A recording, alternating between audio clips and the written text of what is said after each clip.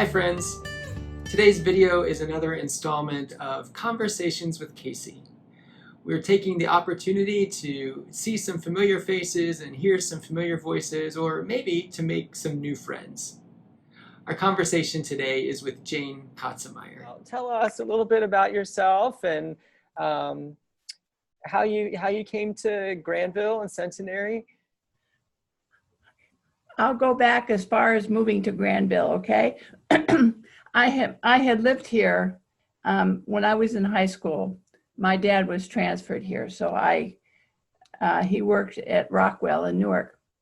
So I graduated from Newark High School, but we lived off of Milner Road. And anyway, I went to school over in Columbus, met my husband, got married, stayed there. It was one of those, I'd want to move and he wouldn't, and then he'd want to move and I wouldn't. Then started the search for a house, and we ended up looking at houses in Granville, and found a beautiful one up in Evergreen Hills, and we moved there in '98. And after we got settled in our house, I started I did some church shopping. And I went Newark, Granville, back to Newark, back to Granville. One Sunday I thought, I'm going to try Centenary. So I did.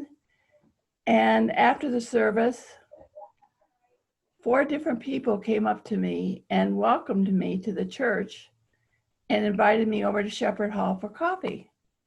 And that was the first time in all of my experimenting with churches that someone acknowledged that I was new and that I was there.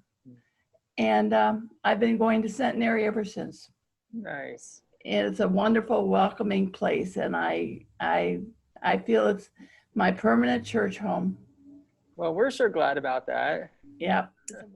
What is it that sustains your faith? Like, you mentioned that you, like everybody, have ups and downs, and but what is it that you really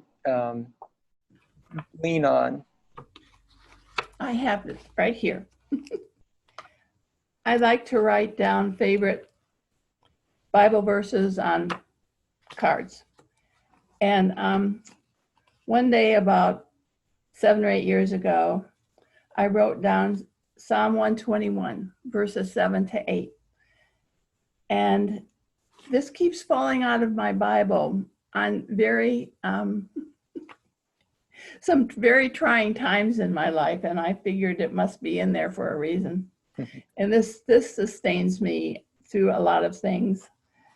The Lord will keep you from all harm. Doesn't that just, the Lord will keep you from all harm. He will watch over your life.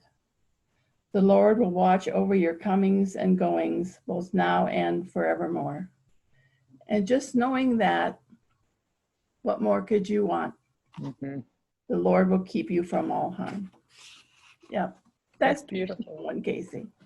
Jane, do you have a hobby that you like, or pastime?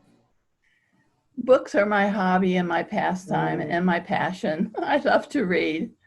I love history. I just love a good story, and I love to read.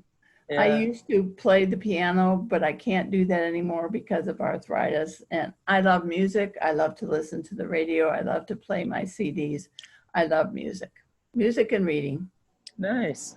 Over the course of your lifetime, as you look back, what have been some of the biggest changes that you've seen? Oh my heavens, Casey. Now you're getting me, and you're getting my age.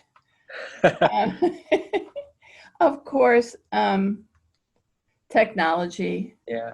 It is.